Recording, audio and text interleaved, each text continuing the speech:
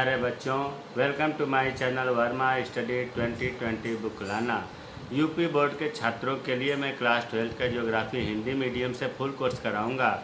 यदि आप full course करना चाहते हैं तो मेरे चैनल को सब्सक्राइब कीजिए और बेल आइकन को प्रेस करना ना भूलें, ताकि मैं जो वीडियो अपलोड करूं उसका नोटिफिकेशन आपको सबसे पहले मिल सके। ये इसमें जो आपका मानव भूगोल के मूल सिद्धांत किताब है, उसमें पाठ 9 चैप्टर 9 चल रहा है, अंतर्राष्ट्रीय व्यापार। अंतर्राष्ट्रीय व्यापार कितने प्रकार का होता है, उसमें व्यापार संतुलन या व्यापार शेष के बारे में कल हमने बहुत बढ़िया से पढ़ाया था।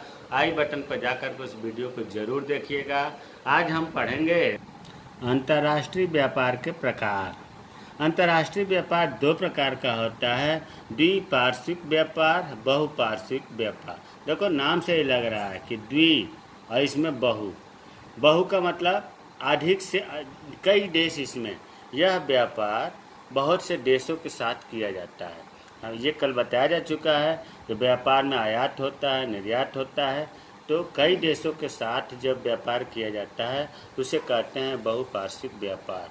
दूसरा होता है द्विपार्श्विक व्यापार, कि यह केवल दो देशों के बीच में होता है। इस प्रकार का व्यापार तभी उत्पन्न होता है जब दोनों देशों के अर्थव्यवस्थाओं में एक दूसरे के पूरक हो, एक की जरूरत दूसरे का पूरा करने वाला सामग्री हो। अर्थात एक विकासशील देश विकसित देश को कच्चा माल देगा और विकसित देश उससे निर्मित माल विकासशील को देगा। तो दो देशों के बीच में जो व्यापार होता है उसे कहते हैं द्विपार्श्विक व्यापार।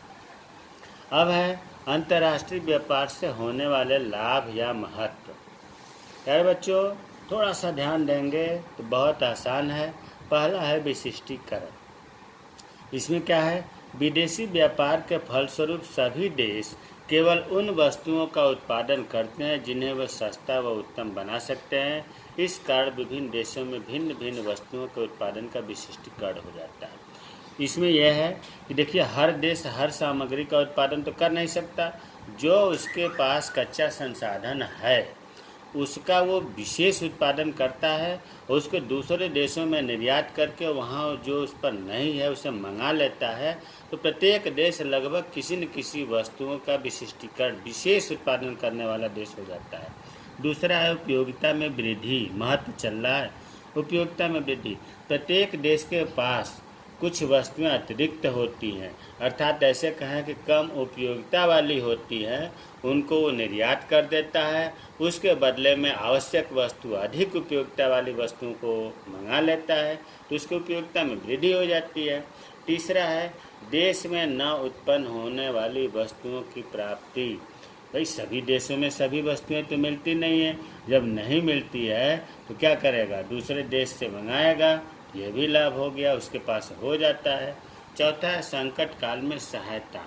जब दो देशों में या बहुत देशों में व्यापार चलता है और किसी कारण से किसी देश पर अगर संकट आ जाता है तो दूसरे देश वाले जहाँ से व्यापार चल रहा था वो सहायता करते हैं, उधार दे देते हैं, ज़्यादा दे देते हैं। तो संकट काल में सहायता भी मिलता है अंतर्राष्ट्रीय व्यापार से।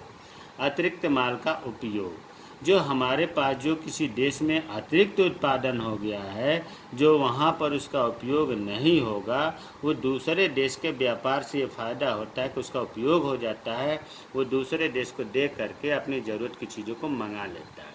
छठा है प्राकृतिक साधनों का अधिक से अधिक उपयोग। जो प्रकृति द्वारा संसाधन दिए गए हैं वहाँ पर वो देश अधिक से अधिक उपयोग करता है ताकि उसको अधिक से अधिक निर्यात करे, तो ये भी लाभ होता है कि प्राकृतिक संसाधनों का अधिक से अधिक उपयोग होता है। उत्पादकों को लाभ, जो उत्पादन करते हैं, एक ही आदमी कई वस्तुओं का उत्पादन करे तो ज़्यादा लाभ नहीं कमा सकता, किसी एक विशेष वस्तु का लाभ उत्पादन करेगा तो उसे लाभ होगा। सरकार को भी लाभ होता है, जब आयात निर्यात होता है तो उस पर भारी टैक्स लगाती है, जिससे सरकार की भी कमाई होती है।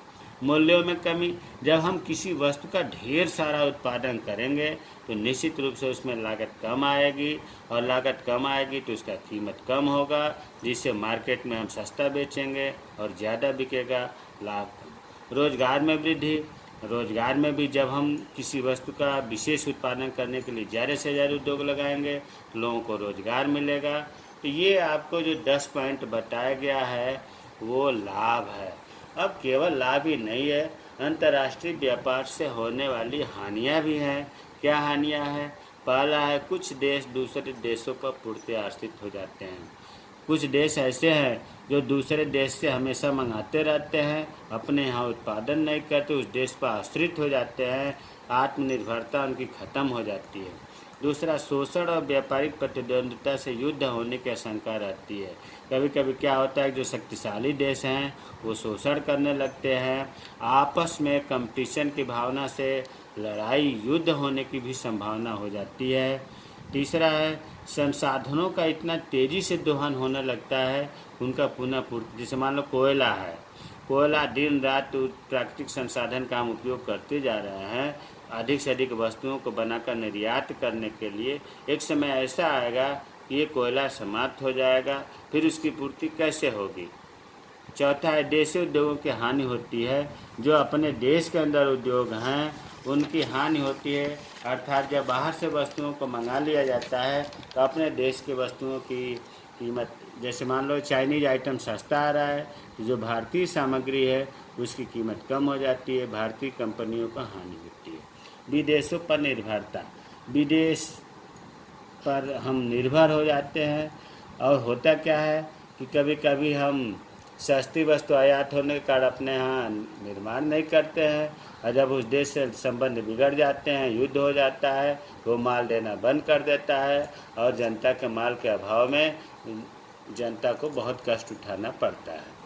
छठा हानि है, कृषि प्रधान देशों को हानि। जो कृषि वाले उद्योग हैं या कृषि प्रधान देश है उनकी हानि होती है, क्योंकि उनके कच्चे माल जो है विदेशों में जाता है तो उनकी वैल्यू अच्छी नहीं मिल पाती, जिससे नुकसान होता है।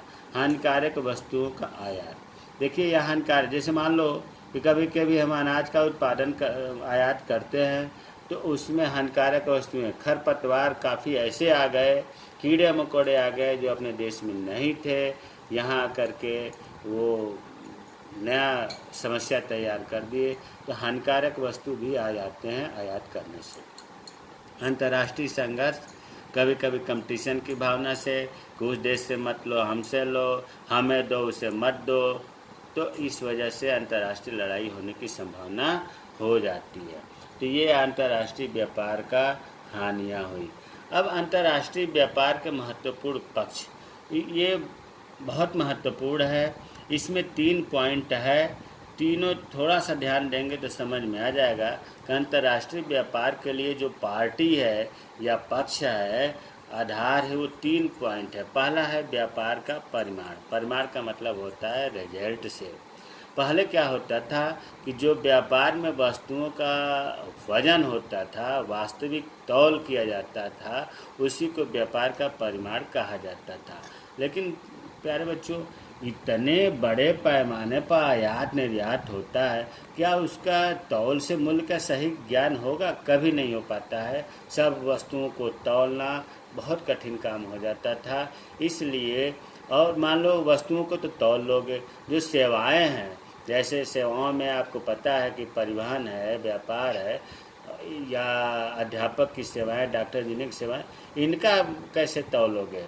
तो इसलिए अब क्या किया गया है कि कुल वस्तुओं और सेवाओं के कुल मूल्य को व्यापार के परिमाण के रूप में जाना जाता है। अब वजन नहीं किया जाता है, उसके मूल्य को व्यापार के परिमाण के रूप में जाना जाता है। दूसरा है व्यापार का संयोजन, कॉम्बिनेशन। कॉम्बिनेशन भी बहुत ज़रूरी है।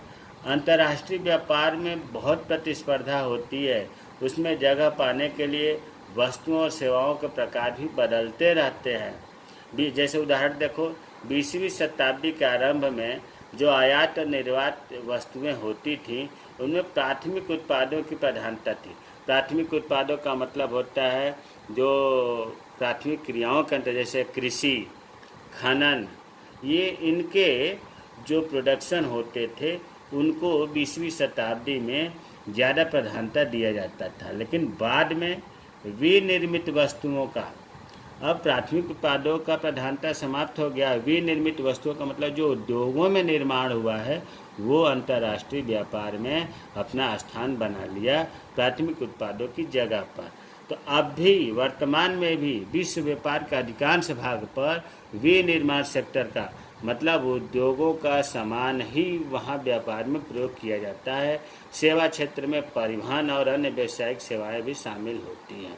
तो अब आपको संयोजन भी पता चल गया होगा कि समय अनुसार ये बदलते रहते हैं।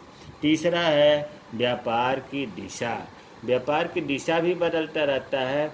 18वीं शताब्दी में विकासशील देश यूरोप को विनिर्मित वस्तुएं निर्यात क्या करते थे।